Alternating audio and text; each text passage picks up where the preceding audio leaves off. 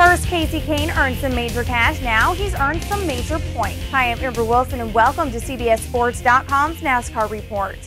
If every race were held at Charlotte, the folks at Gillette Everingham would be one happy group of people. Their driver, Kasey Kahne, earned his first victory of the season in the All-Star race last weekend at Lowe's, then followed that up with a race that counts in the standings. The driver of the number 9 Budweiser Dodge took the checkered flag in the Coca-Cola 600, but wasn't out front most of the whole way. While in control, Jimmie Johnson lost his engine with less than 100 miles to go, and Tony Stewart had a tire blow just 2 miles from victory.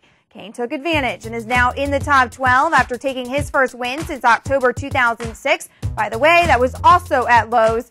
He jumps up 2 spots at the top of the standings. Kyle Busch added 15 points to his lead thanks to a third-place finish. The top 5 remain unchanged for another week, while Jimmie Johnson drops 3 spots after failing to complete the race. To talk more about NASCAR and all things racing, we bring in Pete Pistone. And Pete, before we talk about Kasey Kahne, we do have to talk a little bit about the Indy 500. You were there. Do you think the first Indy 500 after the open wheel merger will help the sport gain popularity?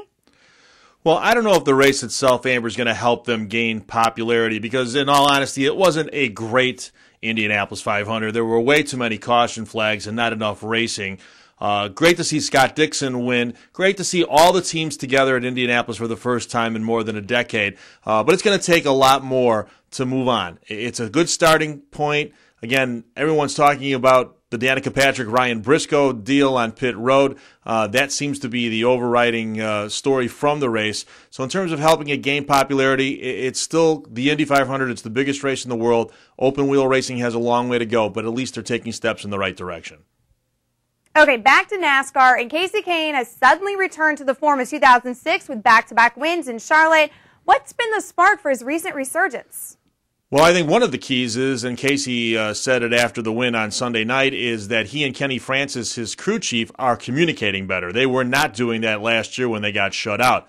The other thing that has helped is, and we talked about this all the time, when they got that All-Star race win, it provided that spark of confidence, and wins just seem to breed more wins. And Kasey Kahne has always run well at Lowe's Motor Speedway. I think that All-Star race win really showed to him that, hey, I can contend again. I can be a guy who goes to victory lane. He got some luck on his side with Tony Stewart's problems late in the race on Sunday night. But still, I think the momentum is definitely back in that number 9 team's camp.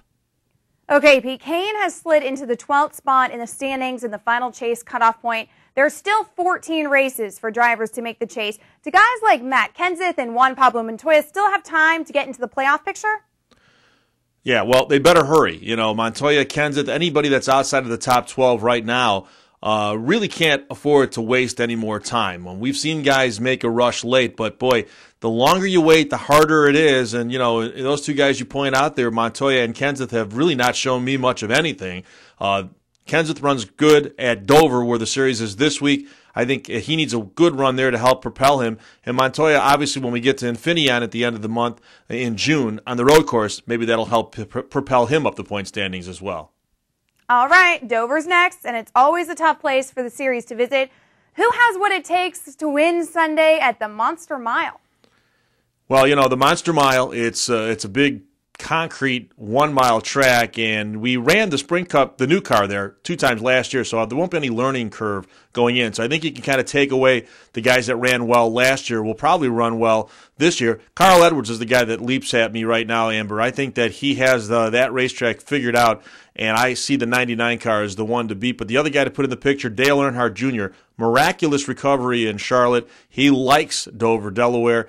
I think that he has a chance to break that winning streak. We'll see when we get to the Monster Mile this weekend.